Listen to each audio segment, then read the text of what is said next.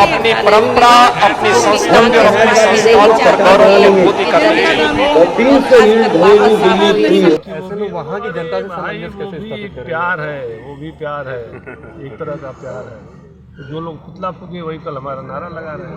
आह्वान करता हूँ कि जिस तरह से बसपा का टिकट बहन जी बेचने का काम करते हैं, उसी तरीके से आज समाजवादी पार्टी के राष्ट्रीय अध्यक्ष अखिलेश जी ने सगड़ी का टिकट बेचने का काम किया है। अगर भारतीय जनता पार्टी का सहयोग नहीं रहता तो शायद इतने बड़े अपराधी से हम लोग इस जिले में नहीं लड़ पाते। सपा में भी गया, इसलिए सपा में गया कि यहाँ से माननीय मुलायम सिंह चुनाव लड़ रहे थे और जिले के जितने बड़े नेता हैं उन्होंने मुझे आश्वासन दिया कि आप आइए, नहीं तो सगड़ी में नेताजी चुनाव हार जाएंगे। रमाकांत जी भी लड़ रहे थे तो मुझे लाया गया और फिर इसके बाद बलि का बकरा बना के छोड़ दिया गया। इसलिए हर चुनाव में छोटा हो या बड़ा हो, अपने वोट का मूल्य आपको समझना है।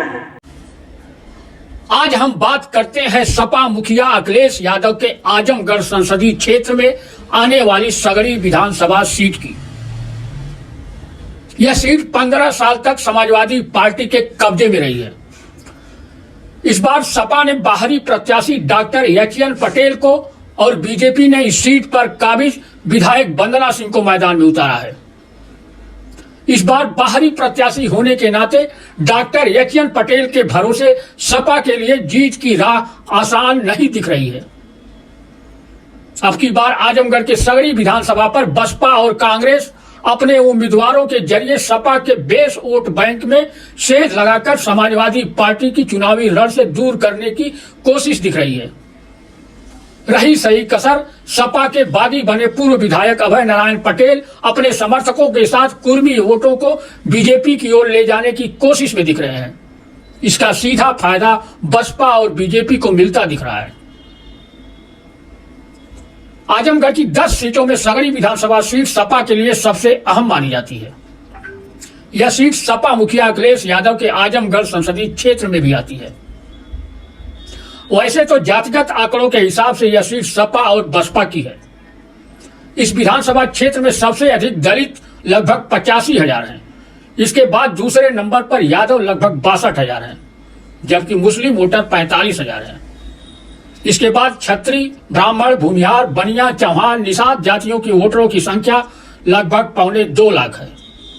इसमें सबसे अधिक 60,000 कुर्मी वोटर हैं। अब जानिए इस सीट पर कब कब रहा है सपा और बसपा का कब्जा।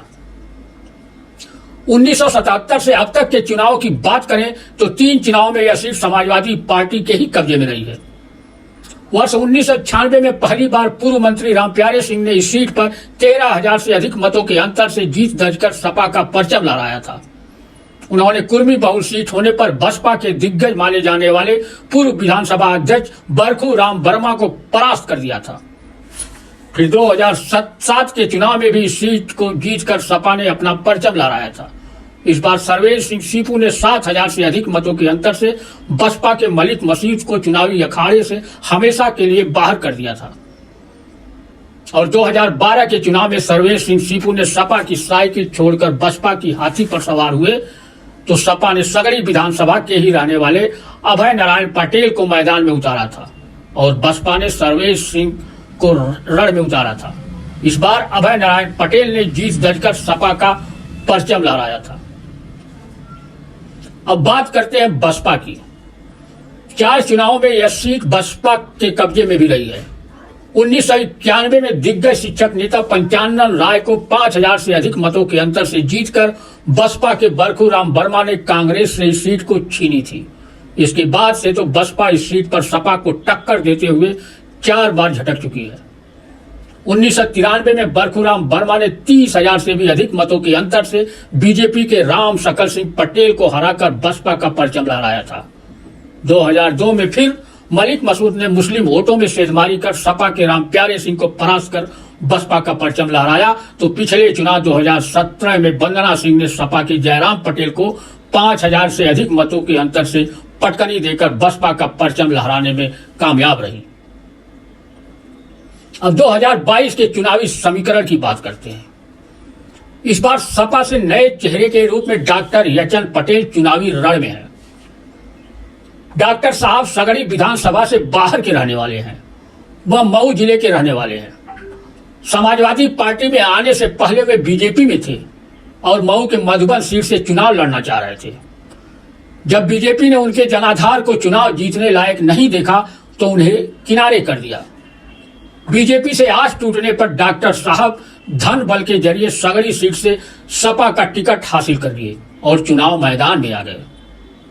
बाहरी प्रत्याशी होने की वजह से उनका टिकट घोषित होते ही सगड़ी विधानसभा में सपाइयों ने बगावत का बिगुल फूंक दिया था कि जिस तरह से बसपा का टिकट बहन जी बेचने का काम करते हैं, उसी तरीके से आज समाजवादी पार्टी के राष्ट्रीय अध्यक्ष अखिलेश जी ने सगड़ी का टिकट बेचने का काम किया है।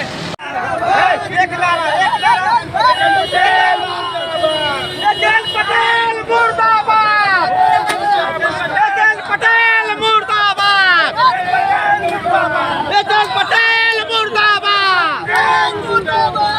पटेल मुर्दाबाद,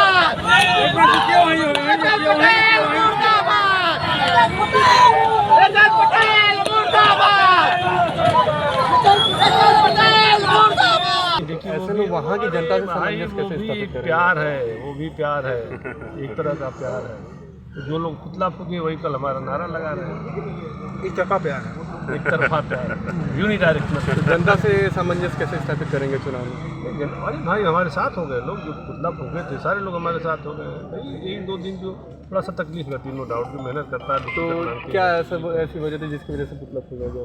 भाई आप बताइए, 10 लोग टिकट मांग रहे हैं, एक ही को मिलेगा, 9 लोग थोड़ी सी नाराज रहेंगे, कोई नाराज रहते हैं, उसके बाद सही हो जाते हैं। समाजवादी पार्टी के पूर्व विधायक अभय नारायण पटेल डॉक्टर साहब के खिलाफ बीजेपी के पक्ष में अंदर ही अंदर नजर आते दिख रहे हैं।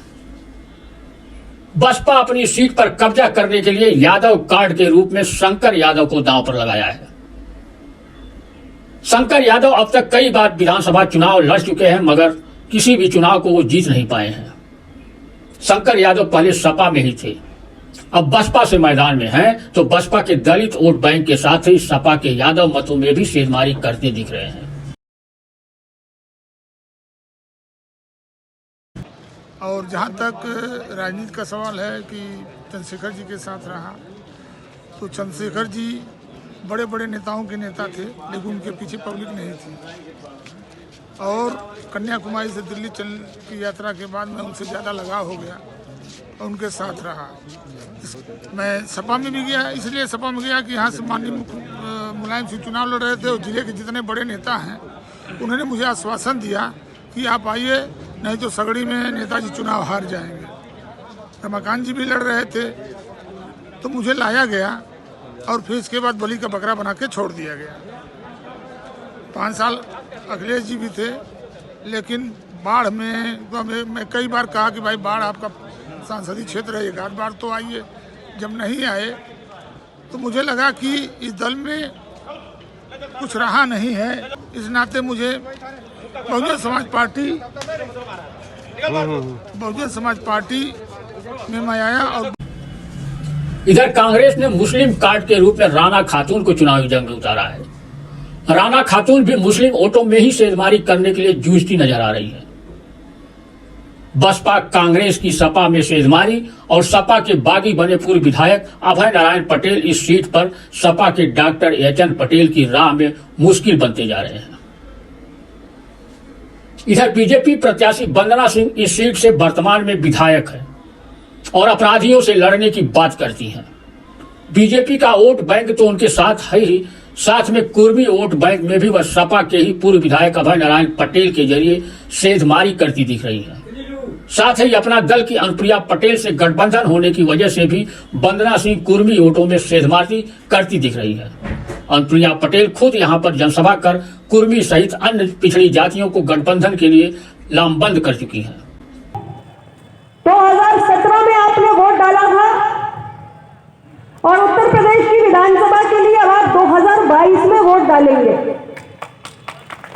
और इन 5 वर्षों में आपके हक की लड़ाई किसने लगातार लड़ी है, इसको 1 मिनट ठंडे दिमाग से बैठकर सोचिएगा जरूर।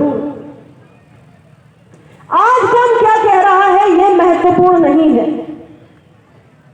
2017 सरकार गठन के बाद से लेकर आज 2022 के चुनाव में वोट डालने से पहले तक आपके हितों से जुड़ी हुई विषयों पर किसने लड़ने और जूझने का काम किया है, ये पूरा ब्यौरा, ये पूरा निष्कर्ष आपके मन में होना चाहिए।